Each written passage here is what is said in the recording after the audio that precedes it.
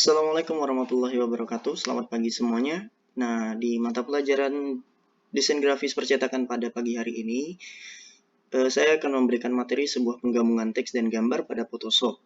Nah, di minggu yang lalu saya sudah memberikan beberapa materi, yang mana materi tersebut adalah penggabungan dari materi-materi yang sebelumnya sudah saya pernah ajarkan.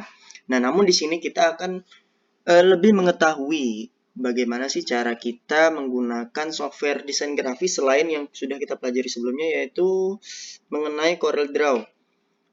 Di bulan lalu atau di semester yang lalu kita sudah mempelajari bagaimana cara kita menggunakan desain grafis tapi menggunakan vektor, yaitu bagaimana cara kita membangun sebuah desain tapi menggunakan bentuk atau sebuah garis yang nantinya bisa dibentuk menjadi sebuah desain yang kita inginkan. Nah, di kesempatan hari ini kita akan mempelajari apa sih itu penggabungan teks dan gambar pada Photoshop, dan apa saja sih softwarenya, dan mau dibawa kemana nantinya materi ini. Nah, di kompetisi dasar dan tujuan pembelajaran kita, yaitu tentang penggabungan, di sini bisa kita lihat, penggabungan gambar dan teks berbasis bitmap, dan menggabungkan gambar dan teks yang berbasis bitmap. Nah, tujuannya itu adalah agar nanti ketika saya memberikan sebuah materi ini, kalian itu bisa langsung mencerna dengan baik bahwa kita akan menggunakan sebuah media, yang mana media ini adalah khusus untuk bitmap, yaitu sebuah foto ataupun yang lain, yang mana nantinya aplikasi ini berfungsi sebagai pengeditan, ataupun juga nanti kalian bisa membuat edit foto atau edit cover majalah buku dan sebagainya. Nah, nantinya adalah yang pertama adalah saya akan melakukan diskusi dan menganalisis informasi yang nantinya siswa akan dapat mengidentifikasi perbedaan gambar bitmap dan vektor dengan benar dan penuh percaya diri. Nah, di materi hari ini kita akan mempelajari gambar bitmap, sedangkan di semester lalu kita sudah mempelajari mengenai vektor. Nah, di hari ini kita akan mempelajari bagaimana sih cara bitmap ini bekerja, seperti apa softwarenya, dan bagaimana cara kita menggunakan software setiap perangkat-perangkat yang ada di aplikasinya.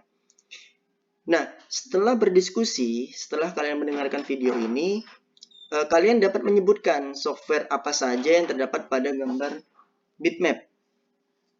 Nah, disediakan peralatan komputer, dan juga nanti kalian akan membuat montase dari sebuah Adobe Photoshop dengan benar dan percaya diri. Nah, nantinya di sini akan saya perkenalkan bagaimana Adobe Photoshop itu apa, dan bisa digunakan untuk apa saja, serta apa sih bedanya vektor dengan bitmap itu seperti apa, ya nantinya kita akan mempelajari ini dimulai hari ini sampai nanti ke depan kita akan mempraktekkan sebuah dasar-dasar yang akan kita gunakan. Di minggu lalu saya sudah mengirimkan sebuah link video YouTube yang mana itu adalah mengenai penggabungan gambar dan teks pada gambar berbasis bitmap.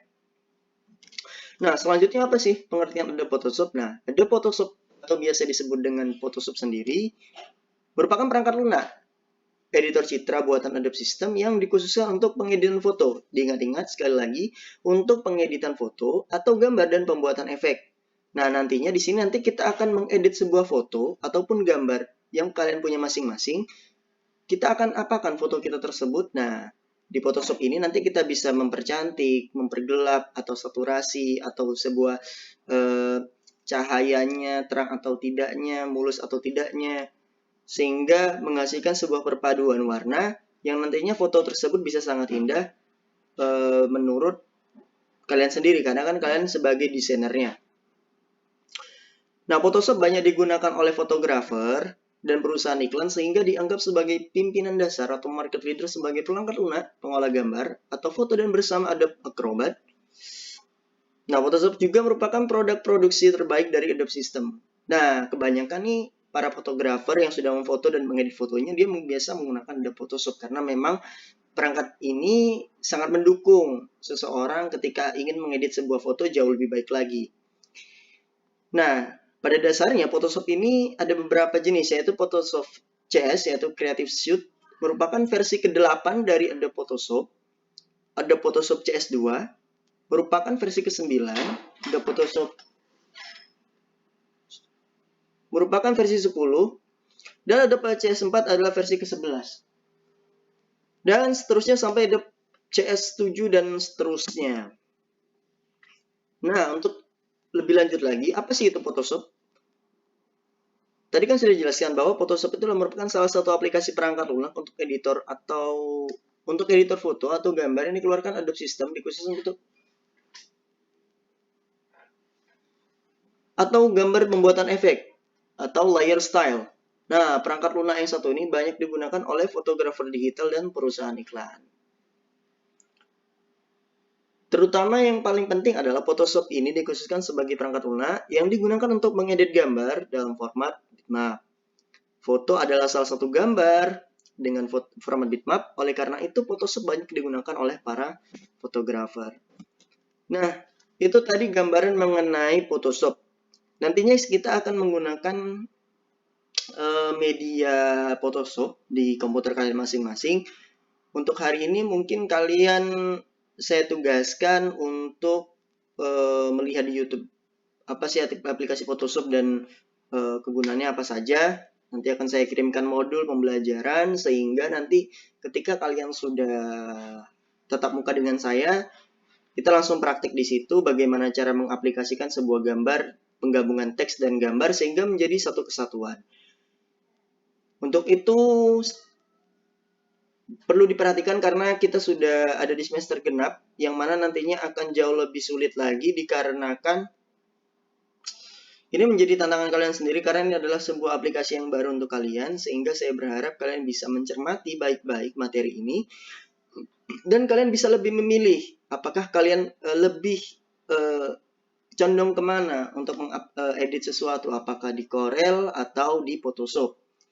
Nah, di sini nanti keduanya bisa kalian bandingkan sendiri menurut kemampuan kalian masing-masing. Untuk itu, terima kasih dan materi hari ini cukup sekian.